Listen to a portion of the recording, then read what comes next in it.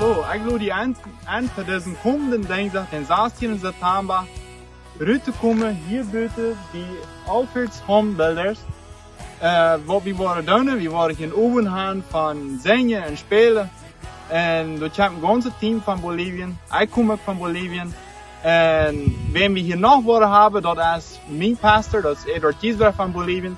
So heute haben wir auch hier gaan, hij wordt hier zijn te den Abend. En ik wil die aan einfach rüber komen en hier ons te treffen, half 8 abends, hier bij Alfreds Homebuilders.